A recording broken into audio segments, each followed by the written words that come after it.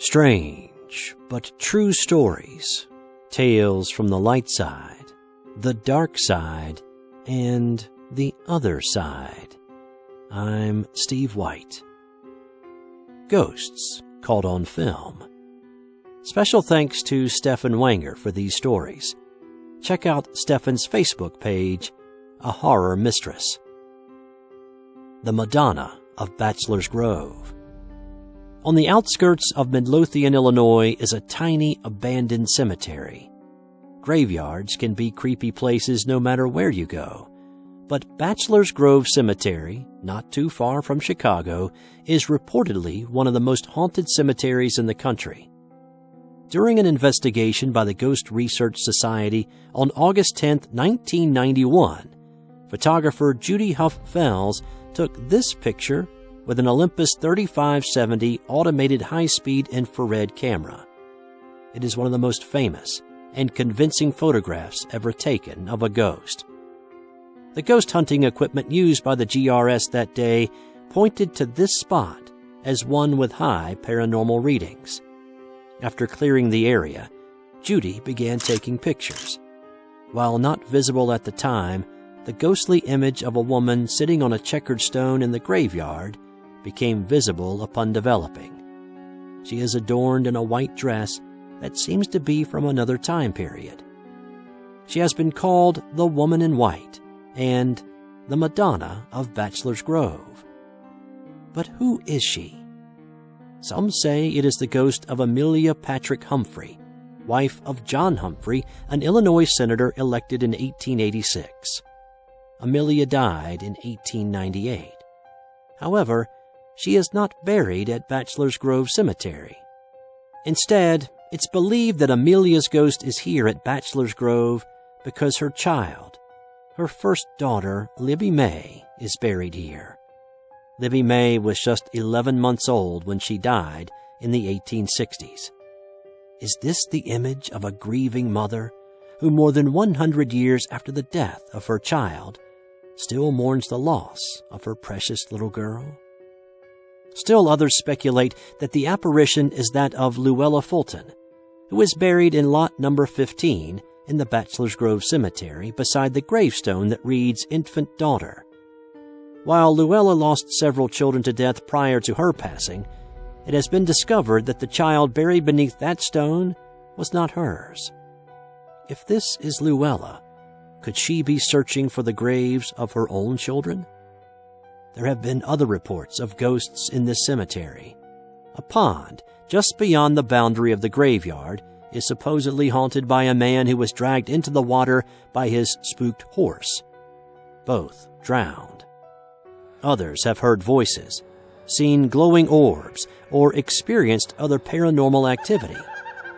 But this image of the Madonna of Bachelor's Grove is a clear indication that those who have visited this cemetery have not been alone. Another Lady in White. In 1975, Diane and Peter Berthelot, along with their 12-year-old son, visited St. Mary's Church in the village of Worsted in Norfolk, England. Peter took this photo of his wife sitting and praying on one of the church benches. They say that they were the only people in the church. Little did they know, they were joined by the Lady in White. It wasn't until the film was developed and a friend of Mrs. Berthelot asked, "Who's that sitting behind you, Di?" The figure in the photo behind Mrs. Berthelot appears to be wearing light-colored, old-fashioned clothes and perhaps a bonnet. The Berthelots returned to St. Mary's Church the following summer with a photo and showed it to the vicar.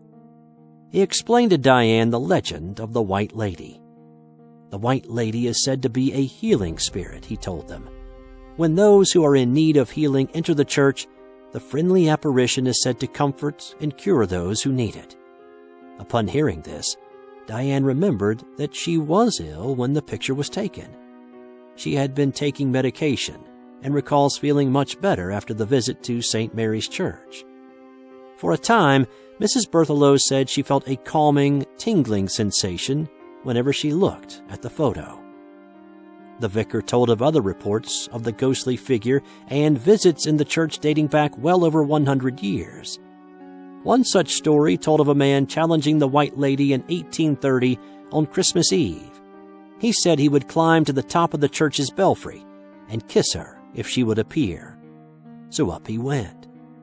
When he failed to reappear after a fair amount of time, friends went to search for him. They found him in the belfry, cowering in a corner, terrified. "I've seen her," he told them. "I've seen her." And then he died. If visiting the White Lady of St. Mary's Church is a little more than you would like to experience, then step across the street to see if the White Lady Pub can provide enough comfort for what ails you. The Haunted Railroad Crossing.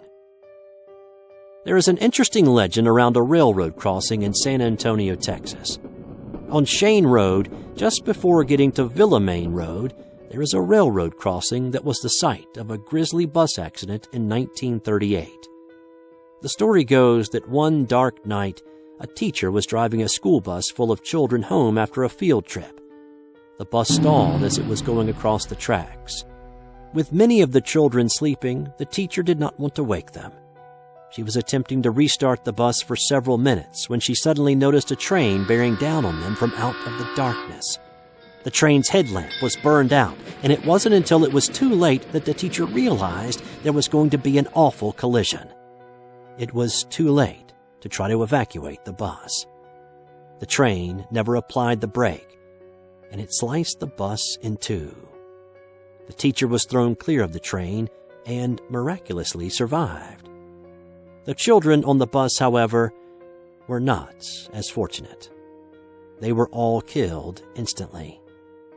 Distraught and overcome with guilt, the teacher drove back to the scene of the accident several days later, wishing to end her life the same way as her students. She pulled onto the tracks and waited. After a few minutes, she heard the sound of an approaching train. It was then that she began to hear the voice of a child, and then the voices of many children. As the train bore down on her sitting idly on the tracks, she felt the car begin to move forward, as if being pushed from behind. The teacher's car was pushed safely off the tracks, just as the train passed. She got out of the car to say thank you to the Good Samaritan, but didn't see anyone. But she did notice children's handprints on the trunk of her car. It was at that point that she realized the ghosts of her school children had saved her life. This photograph was taken by Andy and Debbie Chesney, who visited the haunted railroad crossing to experience the legend themselves. They took several photos, and when they saw the pictures, they were shocked to find the image of what appears to be a little girl holding a teddy bear. Could this be one of the children killed in that horrible accident nearly 80 years ago? If so, and you see her or some of her classmates, consider yourself fortunate. They are only there to assist those who get caught on the railroad tracks with the train steaming out of the darkness.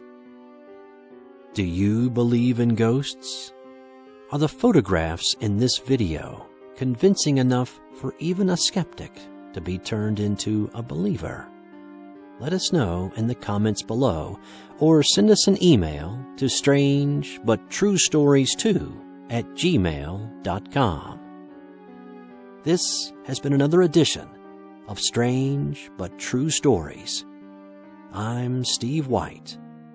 Until next time.